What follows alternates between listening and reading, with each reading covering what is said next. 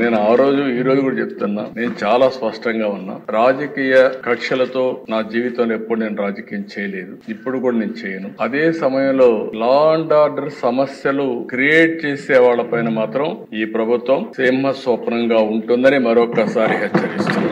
ఎవరైనా చరిత్ర ఒకసారి చూసుకుంటే దిశ తెలుగుదేశం పార్టీ వచ్చిందంటే లా అండ్ ఆర్డర్ సెట్ కావాలి. ఈ రోజు ఎన్డీఏ ప్రభుత్వం ఉన్నాం. ఎన్డీఏ ప్రభుత్వం కూడా చాలా స్పష్టంగా ఉంది. ఎట్టి పరిస్థితుల్లో లా అండ్ ఆర్డర్ ఉపేక్షించాం, ఎవ్వరు బ్రేక్ చేసినా. అందుకే ఈ రోజు మీరు చూసినప్పుడు ప్రత్యేకంగా నేను ఎన్నికలప్పుడు కూడా చెప్పాను, నేను సమస్యల్ని జరిగే లా అండ్ ఆర్డర్ కంట్రోల్ చేయగలుగుతాను. కానీ కొంతమంది గంజాయికి అలవాటు పడి, డ్రగ్స్ కి అలవాటు పడి అలాంటి వ్యక్తులు రాత్రి మారిపోతారంటే చాలా సమస్య ఉంటుంది. అడిక్షన్ అయిపోయి ఉంటారని చెప్పి చెప్పాను. అది ఇంకా కంటిన్యూ అయ్యే పరిస్థితి ఉంది.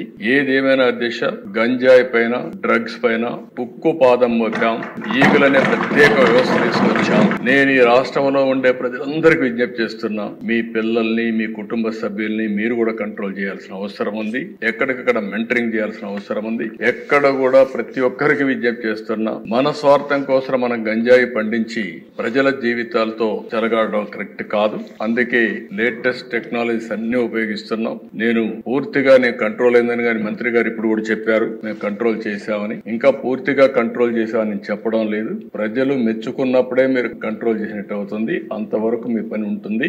ఎట్టి పరిస్థితుల్లో ఈ రాష్ట్రంలో ఒక్క ఎకరా కూడా గంజాయి పండించడానికి వీలు లేదు. అది జరిగే వరకు నిరంతరం ఈ ప్రభుత్వం పోరాడుతుందని చెప్పుకోవడం ఒక్క మాటలో చెప్పాలంటే గంజాయి పైన, డ్రగ్స్ పైన యుద్ధం చేస్తున్నాం. ఈ యుద్ధాన్ని ఆపే పరిస్థితి ఉండదు. లేటెస్ట్ టెక్నాలజీస్ ఉపయోగిస్తాం, సెటిలైట్ ఉపయోగిస్తాం, డ్రోన్స్ ఉపయోగిస్తాం. ఇంకా ఎక్కడెక్కడ ఏజెన్సీస్ ని పెట్టాలంటే అన్ని కూడా పెడతాం. అవన్నీ పెట్టి పూర్తిగా బార్డర్ లో కూడా మన రాష్ట్రానికి రాకుండా కూడా చెక్ చేసి యంత్రాంగాన్ని కూడా క్రియేట్ చేసుకుంటాం అని చెప్పి కూడా నేను మీకు తెలియజేస్తున్నా. ఎవరైతే గంజాయి పండించే అమాయకులు ఉన్నారు వారందరికీ ప్రత్యామ్నాయ ఉపాధి కల్పిస్తాం. వారిని కూడా రిక్వెస్ట్ చేస్తున్నాం, మీరు ఎక్కడ కూడా గంజాయి పండించద్దని కూడా వారందరికీ చెప్తున్నాను. నేను ఆ రోజు ఈ రోజు కూడా చెప్తున్నా, నేను చాలా స్పష్టంగా ఉన్నా. రాజకీయ కక్షలతో నా జీవితంలో ఎప్పుడు నేను రాజకీయం చేయలేదు, ఇప్పుడు కూడా నేను చేయను. అదే సమయంలో లా అండ్ ఆర్డర్ సమస్యలు క్రియేట్ చేసే వాళ్ళ పైన మాత్రం ఈ ప్రభుత్వం సింహ స్వప్నంగా ఉంటుందని మరొకసారి హెచ్చరిస్తుంది. ఎవరైనా చరిత్ర ఒకసారి చూసుకుంటే దిశ తెలుగుదేశం పార్టీ వచ్చిందంటే లా అండ్ ఆర్డర్ సెట్ కావాలి. ఈ రోజు ఎన్డీఏ ప్రభుత్వం ఉన్నాం. ఎన్డీఏ ప్రభుత్వం కూడా చాలా స్పష్టంగా ఉంది. ఎట్టి పరిస్థితుల్లో లా అండ్ ఆర్డర్ ఉపేక్షించాం, ఎవ్వరు బ్రేక్ చేసినా. అందుకే ఈ రోజు మీరు చూసినప్పుడు ప్రత్యేకంగా నేను ఎన్నికలప్పుడు కూడా చెప్పాను, నేను సమస్యల్ని జరిగే లా అండ్ ఆర్డర్ కంట్రోల్ చేయగలుగుతాను. కానీ కొంతమంది గంజాయికి అలవాటు పడి, డ్రగ్స్ కి అలవాటు పడి అలాంటి వ్యక్తులు రాత్రి మారిపోతారంటే చాలా సమస్య ఉంటుంది. అడిక్షన్ అయిపోయి ఉంటారని చెప్పి చెప్పాను. అది ఇంకా కంటిన్యూ అయ్యే పరిస్థితి ఉంది. ఏదేమైనా దిశ గంజాయి పైన, డ్రగ్స్ పైన ఉక్కు పాదం మోపాం.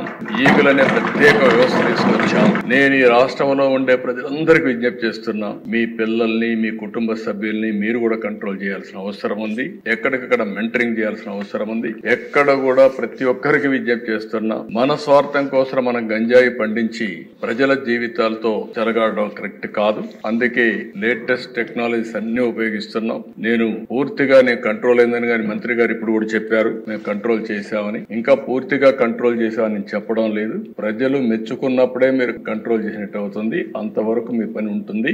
ఎట్టి పరిస్థితుల్లో ఈ రాష్ట్రంలో ఒక్క ఎకరా కూడా గంజాయి పండించడానికి వీలు లేదు. అది జరిగే వరకు నిరంతరం ఈ ప్రభుత్వం పోరాడుతుందని చెప్పుకోవడం ఒక్క మాటలో చెప్పాలంటే గంజాయి పైన, డ్రగ్స్ పైన యుద్ధం చేస్తున్నాం. ఈ యుద్ధాన్ని ఆపే పరిస్థితి ఉండదు. లేటెస్ట్ టెక్నాలజీస్ ఉపయోగిస్తాం, సెటిలైట్ ఉపయోగిస్తాం, డ్రోన్స్ ఉపయోగిస్తాం. ఇంకా ఎక్కడెక్కడ ఏజెన్సీస్ ని పెట్టాలంటే అన్ని కూడా పెడతాం. అవన్నీ పెట్టి పూర్తిగా బార్డర్ లో కూడా మన రాష్ట్రానికి రాకుండా కూడా చెక్ చేసి యంత్రాంగాన్ని కూడా క్రియేట్ చేసుకుంటాం అని చెప్పి కూడా నేను మీకు తెలియజేస్తున్నా. ఎవరైతే గంజాయి పండించే అమాయకులు ఉన్నారు వారందరికీ ప్రత్యామ్నాయ ఉపాధి కల్పిస్తాం. వారిని కూడా రిక్వెస్ట్ చేస్తున్నాం, మీరు ఎక్కడ కూడా గంజాయి పండించద్దని కూడా వారందరికీ చెప్తున్నాను.